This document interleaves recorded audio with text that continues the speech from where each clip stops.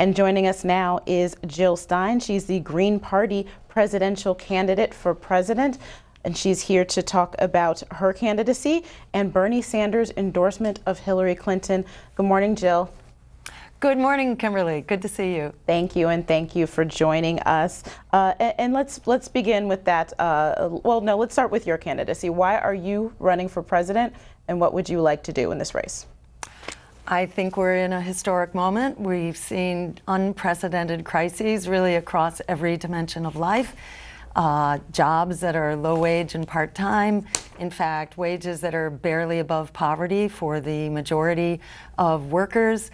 We have a generation of young people locked into predatory student loan debt without any way out in the foreseeable future, given the economy that we have. Black lives are on the firing line. Immigrants facing mass deportations, wars for oil are blowing back at us, and the climate's in meltdown. So, you know, we have a problem. The American people have really had it with this rigged economy. They're tired of being thrown under the bus, and they've had it with a rigged political system that has delivered this disastrous economy. So it's really time for transformational change that won't come from two political parties funded by the same usual suspects: predatory banks, fossil fuel giants, war profiteers, pharmaceutical companies, health insurance companies, etc. The usual suspects who are making out like bandits while everyday people are really struggling to get by. So we can fix this with a variety of solutions. I'm the only candidate in this race with the only national political party that is not poisoned by corporate money, by lobbyists, by super PACs. So I have the unique ability in this race to provide the American people the real solutions that people are clamoring for. That is an emergency jobs program that will fix actually the emergency of the climate crisis. Health care is a human right. Canceling student debt like we did for the bankers. We bailed out the crooks on Wall Street. It's about time we bailed out the young people who are victims of that waste, fraud, and abuse on Wall Street. We need higher education as essentially for free as a human right, which actually pays for itself. For every dollar we invest as taxpayers, we get back $7 for every dollar we put into this. And we need a foreign policy based on international law and human rights. So I'm sorry, I don't mean to interrupt you. So it seems that a lot of the things that you were talking about as part of your platform on the Green Party align with what we heard from Senator Bernie Sanders in his bid to be the Democratic nominee. How does the Green Party differ from his progressive Democratic platform? The main difference is that we have a political party that actually supports that platform. And I think what we've seen happen over the course of the last year is really proof of principle as to why we need an independent political party for a truly progressive agenda. The Democratic Party really, shall we say, had the system steeply tilted towards Hillary Clinton from the get-go. We've seen that in leaked emails. We've seen it in the superdelegates and Super Tuesdays that really give incredible advantage to the insider candidate. We saw what looked like stripping of the voter rolls in Brooklyn, 2 million votes not counted in California, and so on. Debates that really minimized Senator Sanders. So what we've seen really is that you can't have a revolutionary campaign inside of a counter-revolutionary party. So that's why we're here, and we're here to keep that movement going. Okay, we are talking to Green Party presidential candidate Jill Stein, who is joining us from Massachusetts. We want to hear from our callers. Democrats, 202-748-8000. Republicans, 202-748-8001. Independents, 202-748-8002. And we have a special line for Green Party voters. They can call 202-748-8003. Now, you have been critical, as we said, of other candidates in this, and you are also critical of Senator Sanders for his decision to endorse Hillary Clinton last week. You tweeted, if you don't want to vote for a warmonger or a racist billionaire, there are more options.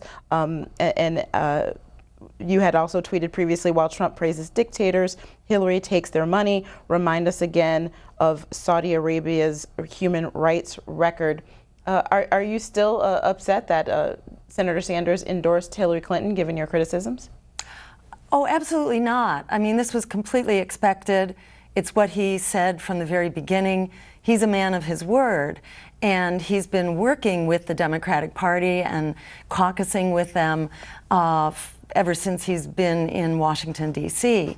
You know, I offered to sit down with Senator Sanders and explore how we might collaborate, willing to put everything on the table. But, you know, I was not holding my breath that was going to happen. We've been attempting to have a conversation with Senator Sanders for many years. You actually invited him to take over your spot on the Green Party ticket, correct? Well, let me clarify that. You know, the nomination is up to the delegates, and I'm currently, you know, the presumptive nominee, but it's not like you can give away your slot. My offer was to sit down and collaborate with him, and if he had truly learned from this very disturbing experience that he's had over the past year, where the Democratic Party used every underhanded technique in the book to basically sabotage his campaign. If he learned from that and became persuaded about why we need independent politics that's not controlled by, you know, ultimately by insiders and by big money behind the scenes, if he had learned from that and became a proponent of the Green Party as the alternative to this predatory politics, as a people's politics, then I think, you know, it would have been very exciting to have brought him to the convention and appealed to the delegates to consider him as the lead candidate, and okay. I would gladly have stepped aside.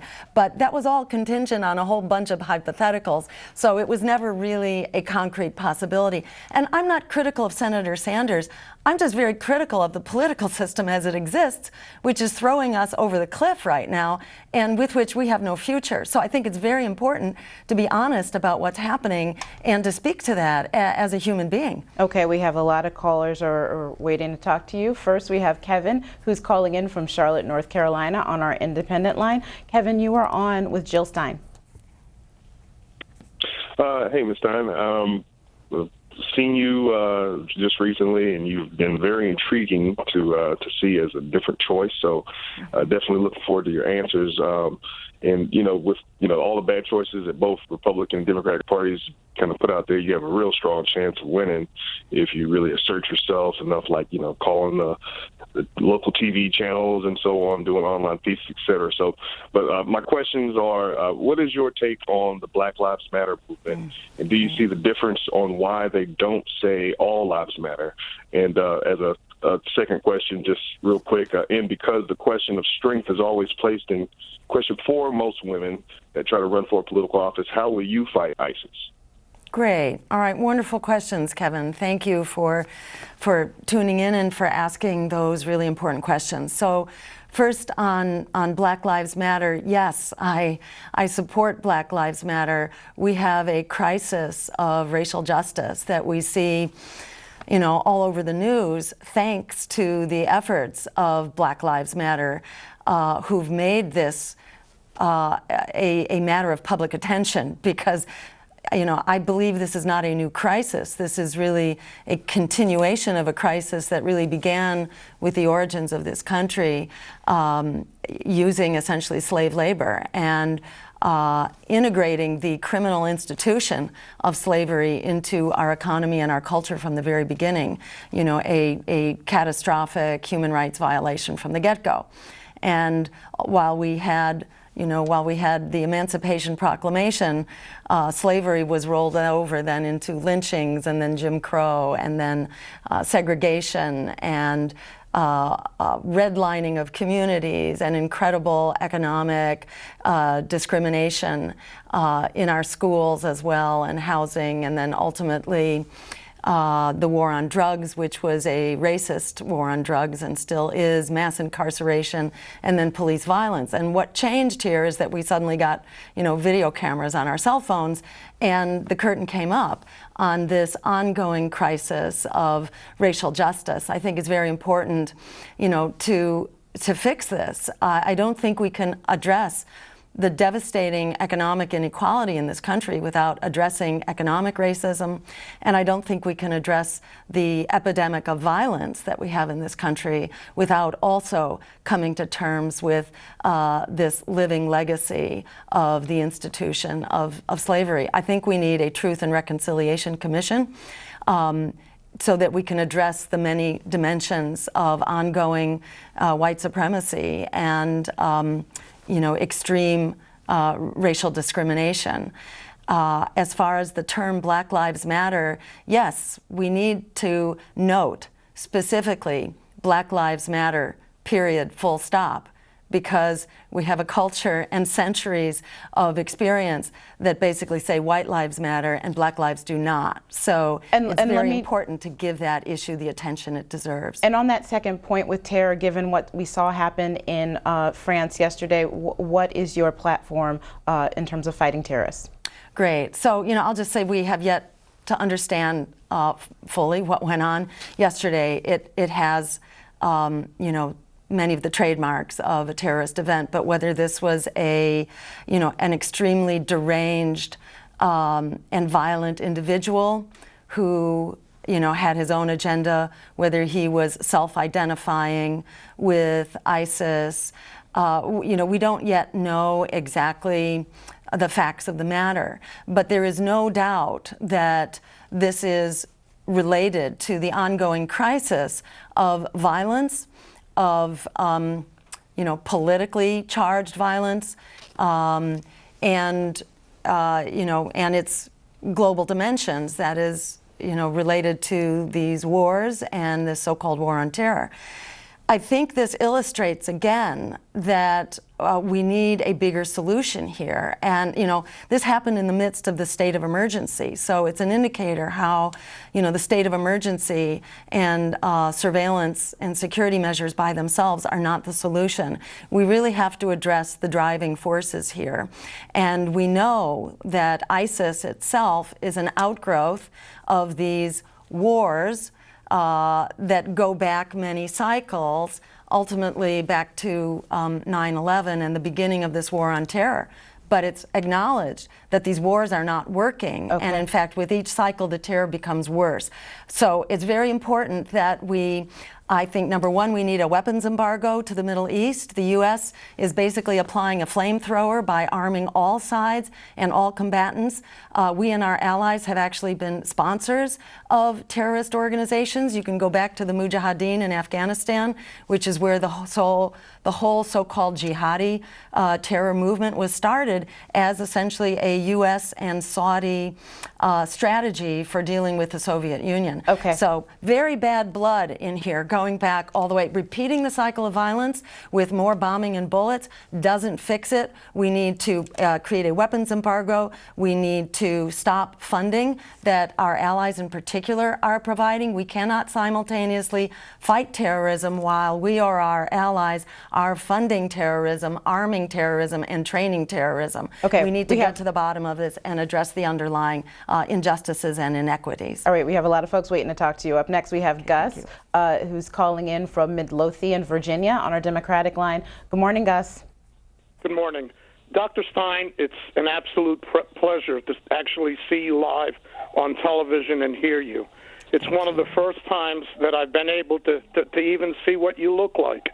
My big gripe is with the political media having to be bought in order to give any candidate a chance to even express their opinions.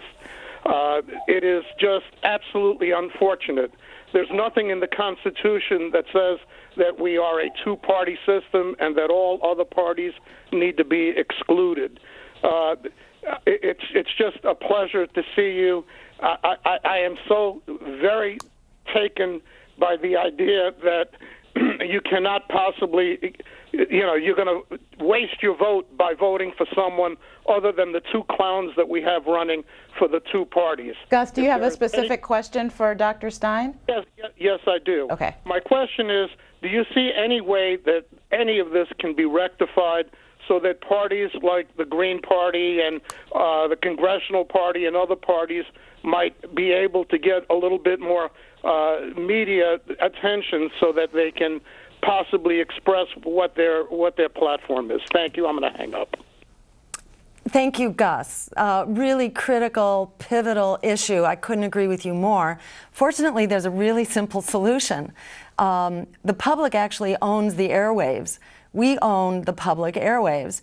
And there is every reason for the president to insist that the Federal Communication Commission revise their rules, because the president appoints the head of the FCC. The president can insist that the FCC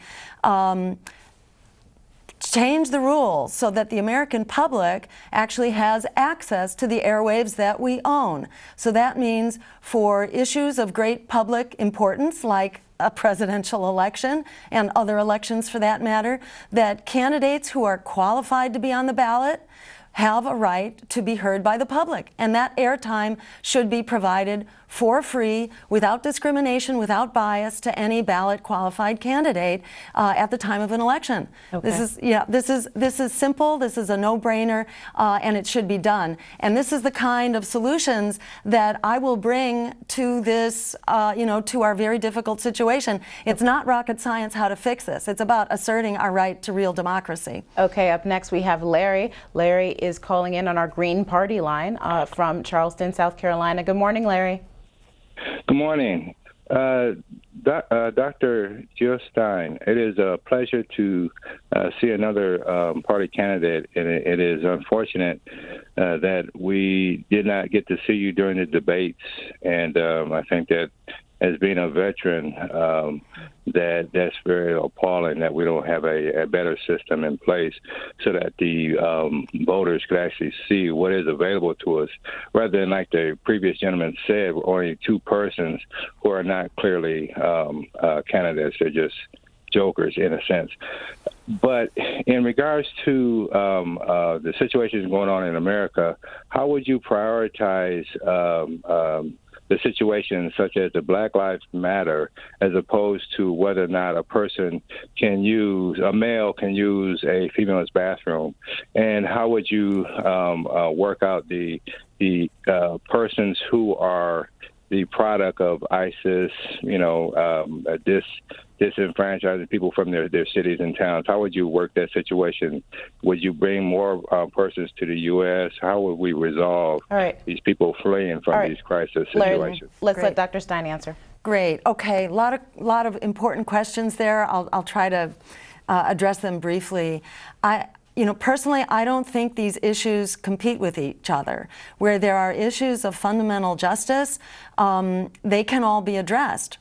Let me just say as a blanket statement, right now, over half of our budget, half of our discretionary budget of the United States of America is spent on these wars, which are not only,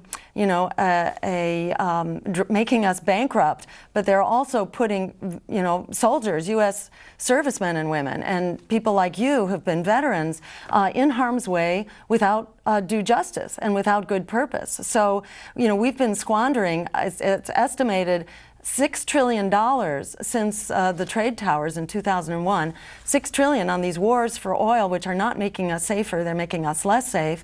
And that comes actually to $75,000 per American family that we've spent over the past 16 years, when you include the ongoing health care expenditures that we need to provide for our servicemen and women.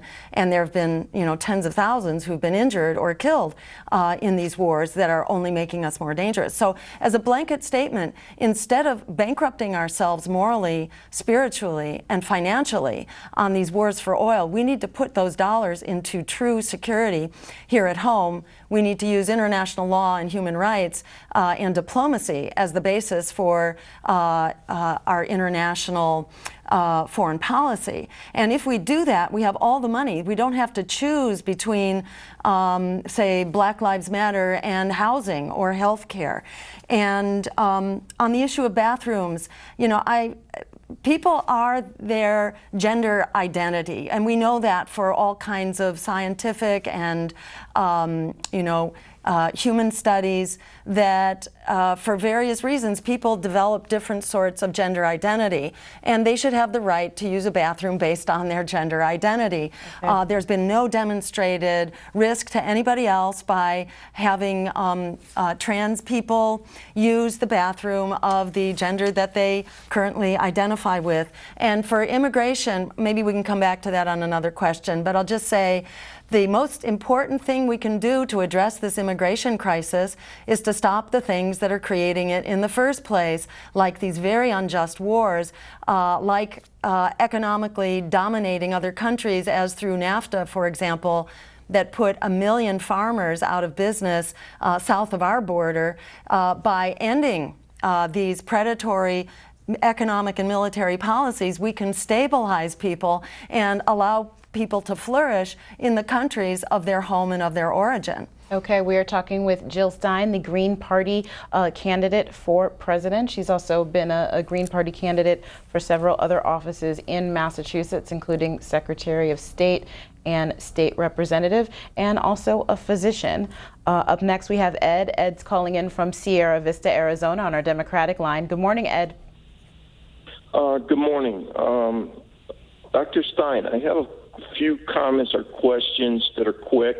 The first one being, is it true, I've read articles about you that you're not on every state poll. You're not going to appear on the ballot. Is that correct? Okay, yeah,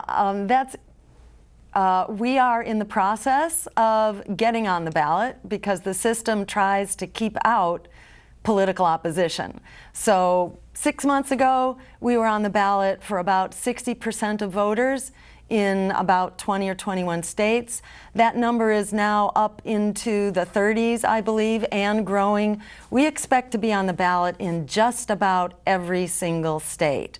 So voters all over the country will actually have the option to vote for my campaign, and already we are on enough ballots to be the choice for the vast majority of voters, so that if an election were actually held today, we do even today have the mathematical possibility of winning a majority of voters even today to be able to win the election. So we have every right to be included, and it's not my right as a candidate, it's your right as a voter. You have a right not only to vote, but you have a right to know who you can vote for and who your choices actually are. And speaking of candidates who are outside of the Democratic and Republican parties, it's sometimes difficult for those candidates not only to be seen, but even when they are seen, to launch really viable campaigns. From this piece from NPR, it notes that even during a time, 1992, the last time we saw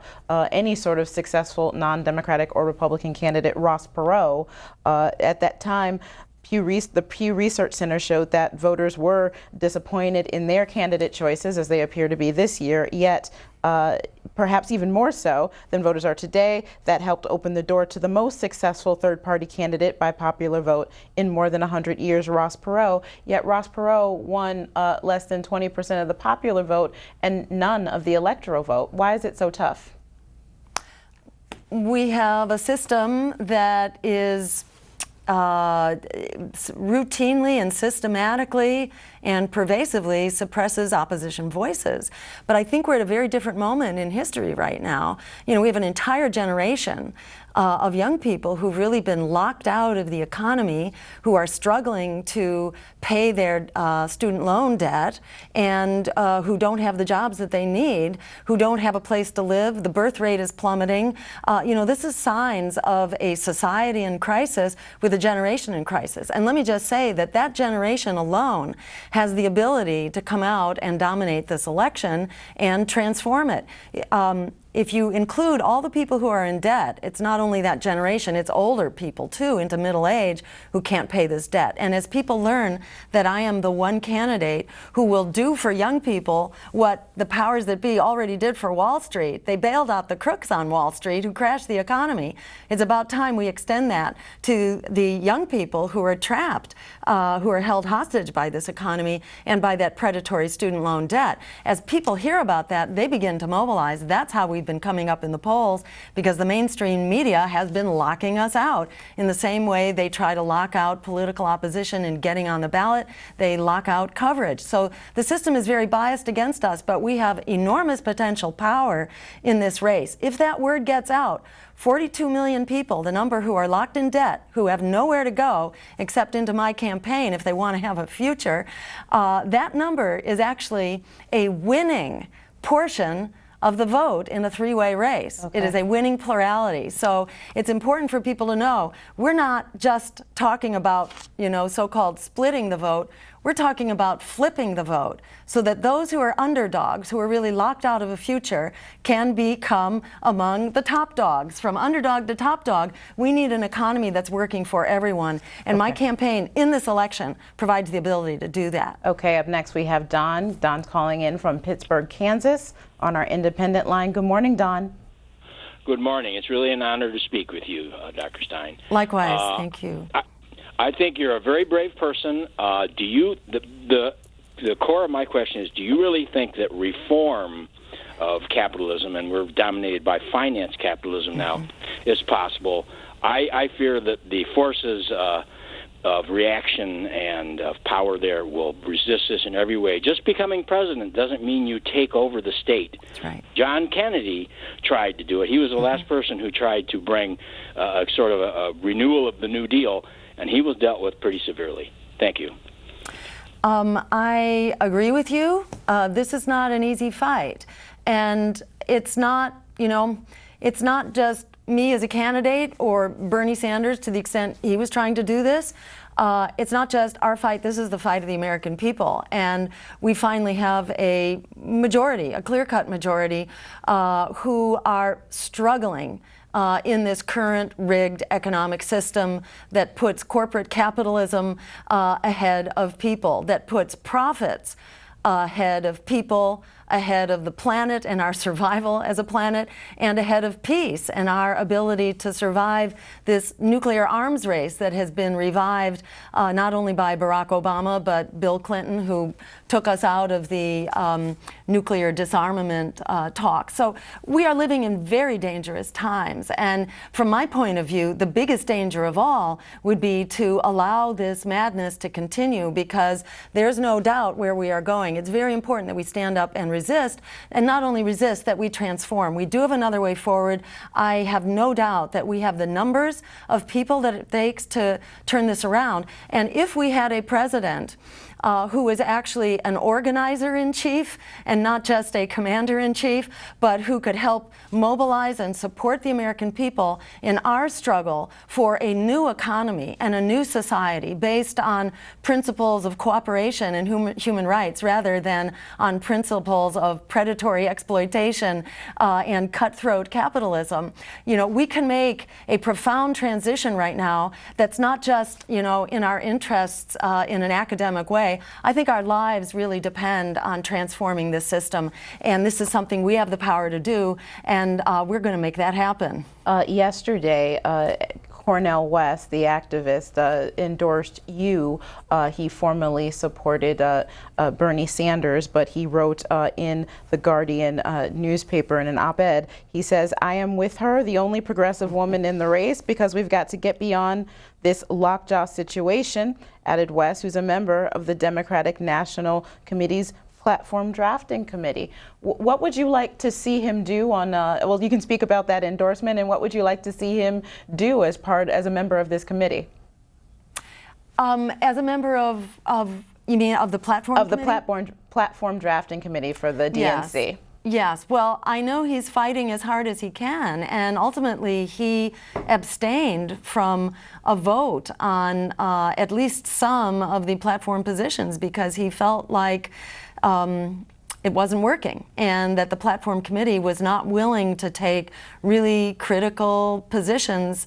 For example, standing up against the Trans-Pacific Partnership, which is kind of a joke because Hillary Clinton herself felt enough pressure in this campaign that she flip-flopped, as she often does, and adopted the position against the Trans-Pacific Partnership. And here you had her advocates in the committee who I'm told, and it's reported, her advocates were saying, stay the course, don't support the progressive position here, support this rigged corporate trade bill again. So, it's a microcosm of what's wrong with the Democratic Party, and I'm so honored to be joined by leading lights, visionaries in the public discourse out there, like Cornel West, for him to be standing with our campaign as the campaign of justice and the way that we are going to create this transformation that needs to happen on so many counts. Okay, up next we have Clarice calling in on our Green Party line from Peachtree City, Georgia.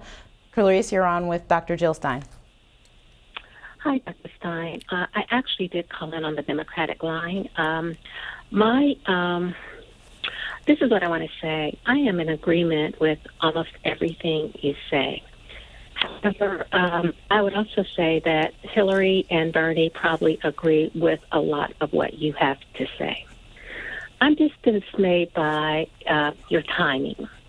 I just think that the time to launch a campaign such as yours, being virtually unknown to most of the American people, is not during an election year, especially this election year. I remember the Ralph Nader debacle in Florida, and how we lost. Well, I won't even say that we lost to President Bush, but President Bush ended up being the president of the United States. Okay, Clarice, we just have a few seconds left with Dr. Stein. Okay. I don't have, very many bad opinions necessarily of President Bush, but the neocons he surrounded himself with killed a lot of our youth. I have friends whose children did not come home from that war, that hellhole over in the Middle East. And so I just think the timing is off. And as far as Dr. Cornel West, Dr. West has been against President Obama since he got into office. So of course he's going to jump on your bandwagon. Okay, so Clarice, let's give Dr. I think you are wonderful. I really do. I just think after this election, you need to continue to strive on and launch this campaign. Let's let Jill Stein respond to that. Go ahead. Thank you, Clarice. I very much appreciate your thoughts, and I have to say I used to be in that camp myself. So I have a lot of sympathy for people who are, what should we say, intimidated by this campaign of fear that tells you we have to vote your fears, you have to vote against what you're afraid of rather than for what you believe. And I think it's really important to look at the track record of this strategy. Which has certainly been in full force since Bush, Nader, Gore in 2000. What that strategy has brought us basically is this. Voting your fears has actually delivered everything we were afraid of. All the reasons that you're told that you had to vote for the lesser evil because you didn't want the expanding wars, you didn't want the meltdown of the climate, you didn't want the offshoring of our jobs. You didn't want massive Wall Street bailouts. You didn't want the expansion of mass incarceration in the prison state. All of that is what we've gotten by silencing ourselves and allowing political parties that are funded by the predatory banks and the war profiteers, by allowing them to speak for us with a lesser evil candidate. Because that's sort of what you're saying, when you say, don't vote for who you believe in, but the least of the two alternatives. And unfortunately, that has delivered all this bad stuff. And when you vote for a lesser evil candidate, and I think the reason people like Cornel West opposed President Obama was because the first thing he did was appoint Larry Summers, the architect of Wall Street deregulation and the meltdown that has basically, created chaos in our economy. You know, that was Barack Obama's first act, was to appoint Larry Summers, and then it was all downhill from there. So, you know, it's a case in point of the lesser evil doesn't deliver for people. So, you know what happens then? People don't come out to vote in that party. And so we had Congress flip from being blue to being red. And state houses flip, and governors flip, and we kind of went from blue to red all over the place, because the lesser evil is not a solution. It just paves the way to the greater evil. So I say reject that propaganda. We need to reject the lesser evil and fight for the greater good. Think about the greater good, because we have the numbers to actually do it. We need the strength of our own convictions to stand up and make it happen. We thank you for joining us, Dr. Stein, Green Party candidate for president. Thank you again. Thank you so much. And up next, we're going to go